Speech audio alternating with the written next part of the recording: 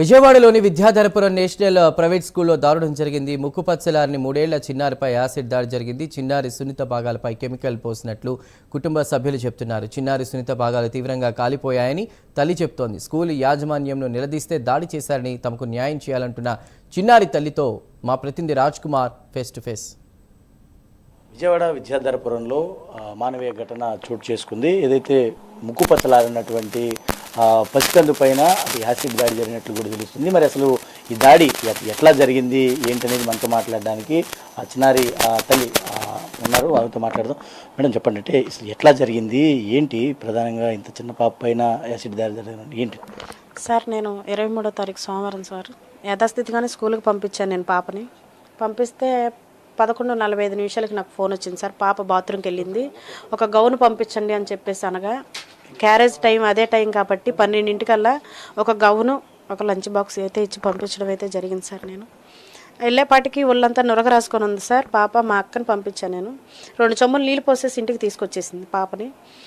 ఈ దెబ్బ ఉంది సార్, ఇక్కడ గడ్డం పగిలిపోయి ఈ చంపంతా వాసిపోయి ఉంది సార్. పాపకి గబా గబా వెళ్ళిపోయింది సార్. వెళ్ళిపోయి మేడం ఏం జరిగింది మేడం, పాపను మీరు కొట్టారా లేకపోతే పాప పడిపోయిందా లేకపోతే ఏం జరిగింది మేడం అని అడిగితే, మేము ఎందుకు కొడతామమ్మా, మేము అసలు అమూల్య చాలా మంచిది అది ఇది అని చెప్పేసి అని టీచర్ మాట్లాడారు సార్. తర్వాత వచ్చేసి ప్రిన్సిపాల్ అంది, నీకు దండం పెడతానమ్మా, ఇది మాత్రం బయటికి రానియొద్దమ్మా, మేము బాగా చూసుకుంటామమ్మా, ఈసారి మాత్రం ఇది రిపీట్ అవ్వదు అలాగా ఇలా అని చెప్పేసి స్కూల్లో ఎవరైతే టీచర్ ఉన్నారో ఆ టీచర్ని తిట్టింది సార్. సరే చిన్న దెబ్బే కదా అని చెప్పేసి ఈ దెబ్బ గురించి అని నేను ఆర్ఎంపీ డాక్టర్ దగ్గరికి వెళ్ళి ఇండిషన్ చేయించుకున్నాను సార్. ఇండిషన్ చేయించుకున్న తర్వాత మా అమ్మకి చెప్పింది సార్, ఇండిషన్ ఇక్కడ పొడిచారు అని చెప్పేసి, ఇక్కడ పొడిచారు అని చెప్పి ఎప్పుడైతే గౌను మా అమ్మ పైకెత్తిందో అసలు భయంకరంగా కాలిపోయింది సార్. భయంకరంగా అంటే నేను చెప్పలేను అనమాట. ప్రిన్సిపాల్ మేడం వచ్చి గబగబా ఇంకా హాస్పిటల్ తీసుకెళ్లారు. ఆ హాస్పిటల్ ఒక ఆయింట్మెంట్ ఇచ్చి పంపించారు సార్, అంతే. తర్వాత నైట్ 9:30-10 ఆ టయానికి బ్లోజం హాస్పిటల్కి అయితే అడ్మిషన్ చేసుకుని ఐసీయూలో పెట్టారు సార్. పరిస్థితి ఎట్లా ఉందమ్మా, ఏం చెప్పారు డాక్టర్లు, ఏం చెప్పారు, ఏమన్నారు? డాక్టర్లు ఏమన్నారంటే పాపకు 6 నెలలు పట్టిద్ది అన్నారు సార్ తగ్గడానికి. ఆ చర్మంలో లైఫ్లో చాలా ఇష్యూస్ వస్తాయి పాపకి, అక్కడ దొరద వచ్చిద్ది, మంట వచ్చిద్ది, ఇంకా ఏదైనా ఇన్ఫెక్షన్ అవ్వచ్చు.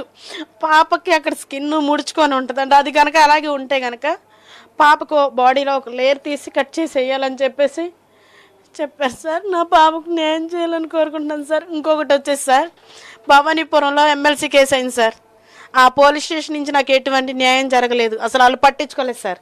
ఈ కేసు పెట్టారు సార్, 108 అంట, ఇది 324 అంట సార్. ఇది నా పాప ఇంత క్రూరంగా ఇదైపోతే ఈ కేసా సార్ కట్టేది? ఈ కేసా ఇట్లా జరిగినా కూడా యాజమాన్యం ఎందుకు మీకు చెప్పలేదు, ఏం చెప్పారు? అసలు వెళ్ళినాక మీరు మాట్లాడితే ఏం చెప్పారు? అంటే మీ మీద ఎదురు దాడికి కూడా దిగారని చెప్తున్నారు, ఎట్లా? పాప అసలు తనే పోసుకుంది అంటున్నారు సార్. తనే పోసుకుంది, తనే ఆడుకుంది అని అంటున్నారు సార్. పాపకి కింద ఇంకోసారి తీయండి సార్, అక్కడి నుంచి ఇక్కడ దాకా ఒక్క కాలిన మచ్చ కూడా లేదు. ఎక్కడైతే సార్ పాప పోసుకుంటే ఈ పాటలోనే ఎందుకు పోసుకుంటుంది సార్ పాప? నా పాప చేతులు కాలేదేంటి, కాళ్ళు కాలేదేంటి సార్? నా పాపకి ఏం కాలేదే, మరి వాళ్ళు కావాలని చేశారు సార్. అది టీచర్ పోసిందని నా అనుమానం. అది ఇదంతా స్కూల్ అంతా తీసుకోవాల్సిందిగా నేను కోరుకుంటున్నాను. అది చెప్పండి సార్. ఇంత చిన్న పాప ఇలాంటి పరిస్థితులు, అంటే అది యాసిడ్ అని తెలిసినప్పుడు ఎట్లా చిన్న పాప మనసు ఎట్లా వచ్చింది? వాళ్ళు అసలు రెస్పాన్స్ లేదు సార్, రెస్పాన్స్ లేదు.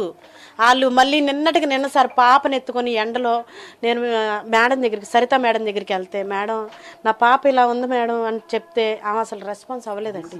డీసీపీ మేడం ఆమె ఇప్పుడు ఎవరైతే ప్రిన్సిపాల్ ఉన్నారో వాళ్ళ అక్క చెల్లెళ్ళు అంట మేడం, వాళ్ళు చుట్టాలంట సార్. మామూలుగా వాళ్ళిద్దరు మా అక్క మా బంధువులు, ఏదైనా సరే చూసుకుంటుందామా ఏదైనా సరే అని చెప్పేసి మాట్లాడుతున్నారు సార్.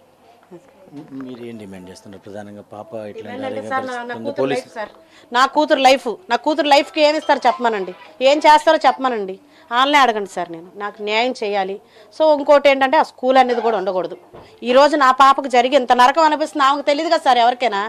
ఎవరికైనా చూసే వాళ్ళకి ఏం తెలిసి సార్? నేను కన్నాను కాబట్టి నాకు ఆ బాధ ఏంటో నాకు తెలుసు. నేను ఆ పిల్లకి ఏం తెలుసు సార్, మాటలు కూడా రావు సార్ సరిగ్గా, ఏమి రావు. అన్నం తింటలేదు సార్, డిశ్చార్జ్ అయిన కాడి నుంచి కనీసం అన్నం తింటలే. వాళ్ళే అన్నారు సార్, తెల్లారు కూర్చొని మాట్లాడుకుందాం అన్న మనిషి ఆయన మా మామి సార్. ఆయన కూర్చోబెట్టి మాట్లాడిస్తే ఇంతవరకు ఏ రెస్పాన్సిబిలిటీ లేదు.